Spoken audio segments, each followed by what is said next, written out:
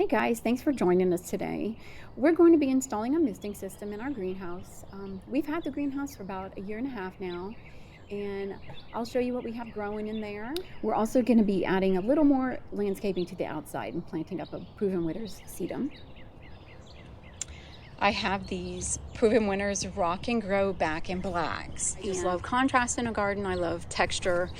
And so what I think I'm going to do is, I had some succulents in between my sedums last year, but I did not overwinter them. So I think I'm going to go ahead and put these where those succulents were. I have one, and then we'll put a second one right here. And then we'll have one of each lined up. I'm excited about that. So we have an existing line here for our sprinkler system. It is the same line that goes to our garden, our veggie garden. We can switch it on and off here.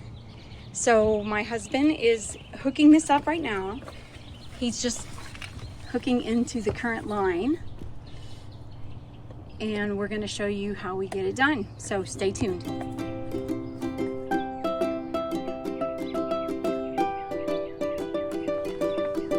This is the current sprinkler system line that comes out of one of our zones for our sprinkler.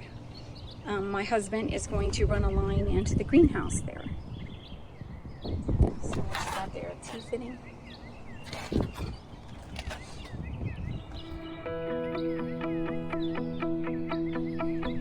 All right, well, here's all the parts you need. I'll just go through them one by one slowly so that you can take notes.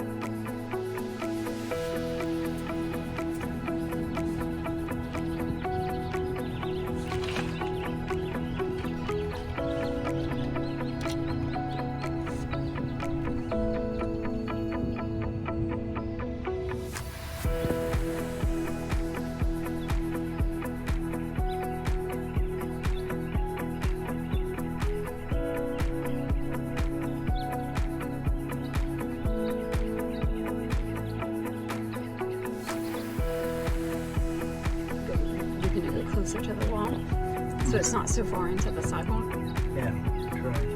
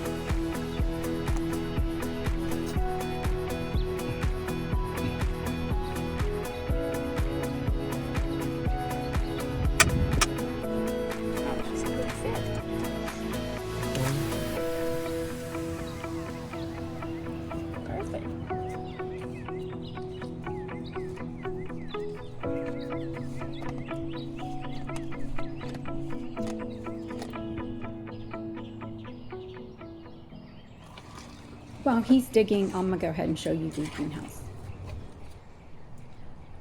So really, just to give you a quick update, we have had pretty significant hail. I would say that we had golf ball size at least on one occasion, and you can see just some where the golf ball size hail hit. That is kind of all over, but considering what we got, that's really about it, and not bad at all. There's the screen that's doing its job We also decided to caulk, even though the manual didn't say so, we decided to caulk all up on these seams here. We added caulk. Just the same, bugs were trying to crawl in, and that has stopped them. So another thing I did was run drip up to my baskets. So there's a sprinkler line along here that I just piped into and then ran it under the gravel through the rock and up on either side, so that these baskets were hooked to drip and I didn't have to water them every day. Honestly, guys, that's it. It is really a significantly strong greenhouse, and the extreme weather and winds that we have had, it has just stood here with no issues, no concerns. It's pretty tough. Lucy! Lucy! Alright, so let me show you guys what I'm growing in my greenhouse. So we have floret florals. I have the unicorn zinnias looking very healthy. I just pinched those tops off. And I have the Alpenglow zinnias, also from Floret Floral. These kind of struggled a little bit. I don't know what was going on with them. They had the exact same growing conditions as the unicorns. So I went ahead and sowed some more seeds there under my grow lights right now, because I did not get the results that I want. A lot of them looked fungus-like and just looked like they're struggling. So we're gonna get some new ones started.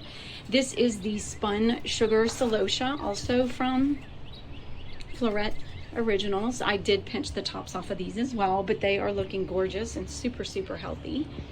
These are all of my Heatwave Blue Vincas. I did a video on that because they were so leggy, and I kind of potted them up in segments. So you can see some of the old ones. I have not pinched the tops off of these yet.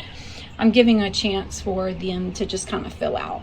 These are the ones that I just potted up for the video that I put out a few days ago. So you can see the size difference between this one and this one. So these are about a week ahead of this one here. Down here I have some Henry Brandy Rebecca. Super, super excited about that.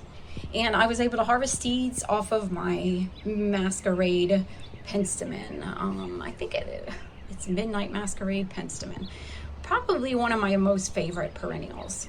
So I germinated probably 6 of them, and I sowed 6 of them and about 4 of them germinated. So, and then over here I have a whole flat I'm so excited about Purpura echinacea. So I have, actually I take it back. I'd probably say about 3, 6, 12 of these are the echinacea, and then over here I have, I think about 4 of those are hummingbird mint. So I'm super, super excited about that. I need to pull these back out, get them into the sun, and start hardening them off. I think they're getting too much shade right now.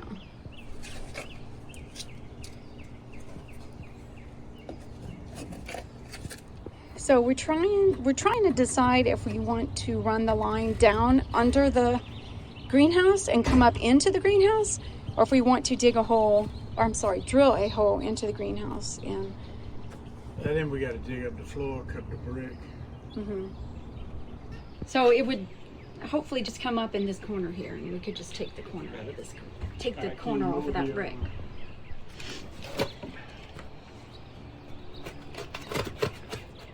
So what was that for? Just to help keep everything level. Yeah.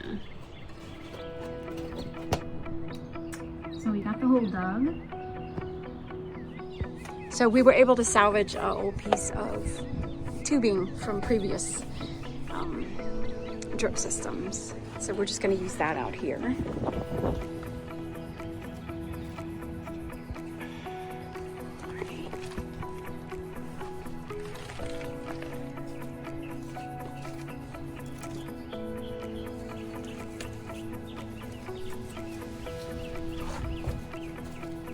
So we're going to pull it through. There we go. Just a push connector. Just a push connector. Okay. All right, go up. Okay. And put this. And this is, we better turn it off. Awesome. King Rob.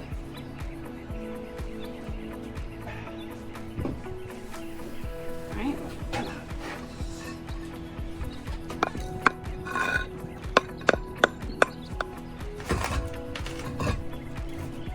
All right, so the tube runs all the way under now and comes up into the greenhouse. All right, you obviously want to run your sprinkler, also make sure there's no leaks in your lines before you start covering it up. All this water is from the sprinkler system in the greenhouse that just ran back out.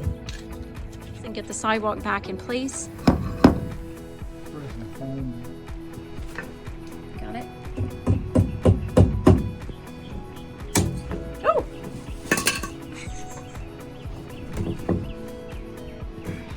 All right. Nice.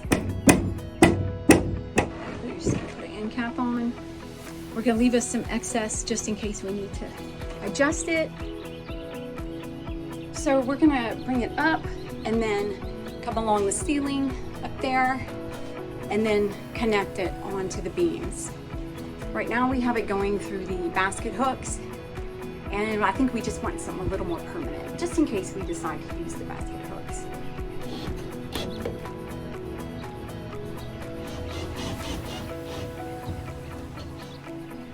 So I have these little nuts and they're kind of weighted. We're gonna put a nut on here and see if it helps it from swinging around. All right, so it goes up and across, and then under each hanging basket. Okay, and then what we did was just hang the tubes down. We're gonna let the sprayers, this way we can kind of hang it wherever we need it. So keep in mind, if you have electrical, you'll want to bear that in mind. Make sure your electrical is closed up. This is hooked up to a GFCI, so we should be safe. We'll obviously unplug all of our fans and heaters when we run it. All right, so I'm gonna test it, turn it on.